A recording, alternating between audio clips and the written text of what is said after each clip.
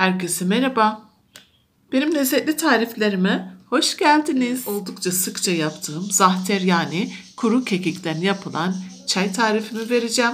Yapılışı oldukça kolay, lezzetli ve hoş aromalı olduğu gibi aynı zamanda da birçok rahatsızlıklara iyi geliyor.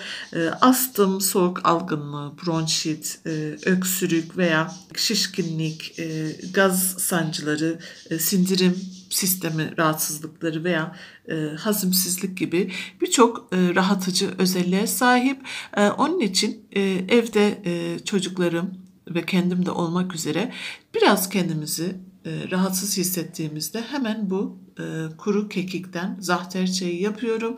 Gelin hep birlikte yapılışına geçelim. Evet, ben kekiğimi bu şekilde süzgece aldım ve musluktan aldığım soğuk su ile zahterimi yani kekiğimi ıslatıyorum.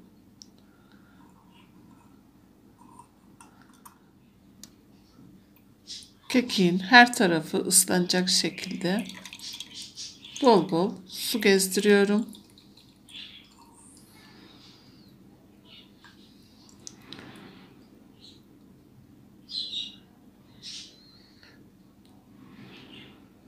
Ve ta ki kupama ağzına kadar su gelinceye kadar yani bu kekikler su içinde kalacak bu şekilde ıslıyorum gördüğünüz üzere.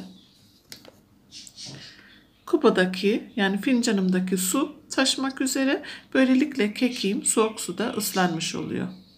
Bu şekilde 15 dakika ıslanacak. Evet, dinlenen kekiğimi alıyorum.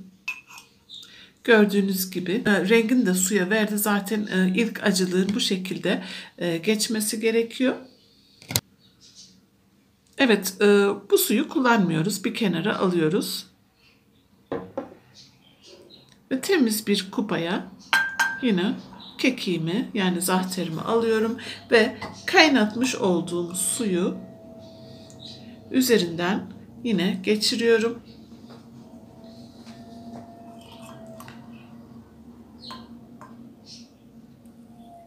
Kaynamış suyu kekiğin üzerinden geçiriyorum.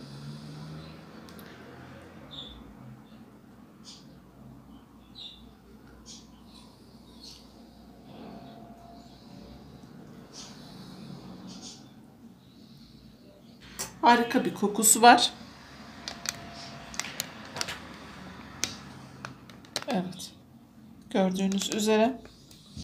Şimdi dilimlediğim limonlarımı içine bırakıyorum ve artık tüketilmeye hazır.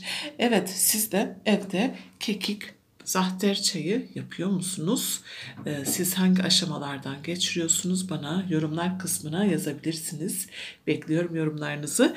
Büyük bir keyifle okuyorum yorumlarınızı. Evet, geldik bir videonun sonuna. Takipte kalın arkadaşlarım. Yine paylaşımlarım olacak. Beni destekleyerek abone olursanız sevinirim. Bildirimleri de açarsanız bir sonraki paylaşımımdan haberdar olduğunuz gibi beni de böylelikle desteklemiş olursunuz. Buna sevinirim.